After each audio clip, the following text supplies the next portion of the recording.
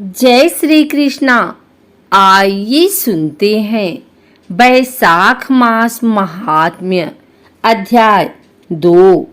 नारद जी बोले, हे राजन, बैसाख के समान पवित्र फल देने वाला कोई अन्य मास नहीं है। जैसे युगों में सतयुग, शास्त्रों में वेद, नदियों में गंगा, दान में जलदान, सुखों में भार्या सुख, उद्यमों में खेती, लाभों में जीवन लाभ, तपस्या में उपवास, धर्म में दया और ज्योतियों में नेत्र ज्योत श्रेष्ठ है।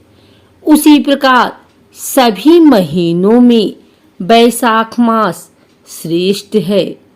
भोजन के समान तृप्ति नहीं, खेती के समान उद्यम नहीं, धर्म के समान हित नहीं, सत्य के समान यश नहीं, आरोग्य के समान हर्ष नहीं, विष्णु के समान रक्षक नहीं और माधव के समान अन्य कोई भी पवित्र नहीं है। इसी प्रकार बैसाख मास के समान पवित्र अन्य कोई मास नहीं है। शीश नाग की शैया पर योग निद्रा में लिप्त रहने वाले भगवान विष्णु को यह मास सर्वाधिक प्रिय है। जो अधर्मी इस श्रेष्ठ मास का सेवन नहीं करते, वे निश्चय ही निकृष्ट योनि पाते हैं। चाहे वे धर्म की रक्षार्थ कुआं, बावड़ी, बगीचा आदि कुछ भी क्यों न बनवाएं। बैसाख मास में जल का दान, छत्री का दान, उपानह या खड़ाऊं का दान और पंखा का दान सभी दानों से श्रेष्ठ है। प्रत्येक प्राणी को ये उत्तम दान अवश्य करने चाहिए।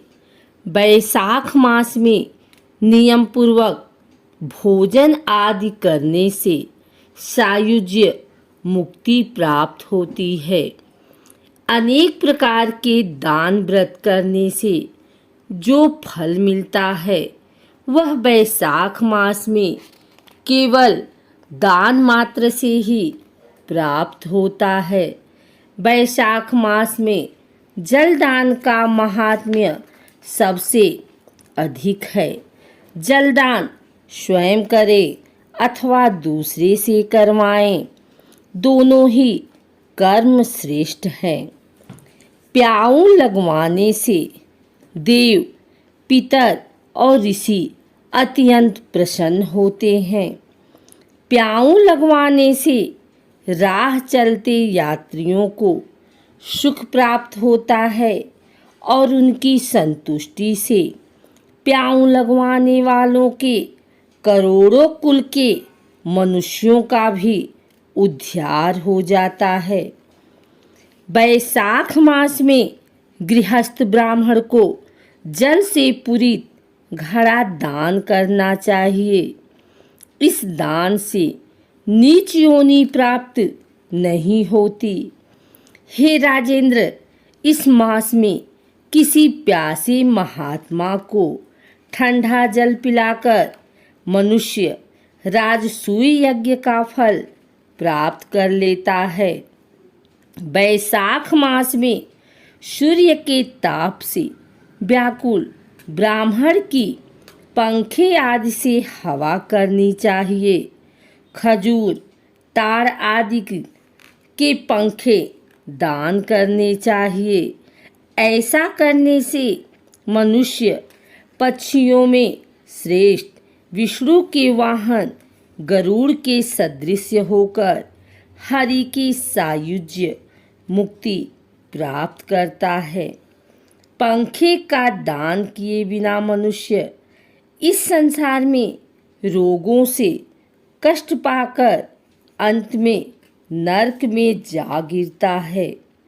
हे राजेंद्र, शिरोमणि, आध्यात्मिक दुखों को दूर करने के लिए इस मास में मनुष्य को छत्री दान करनी चाहिए।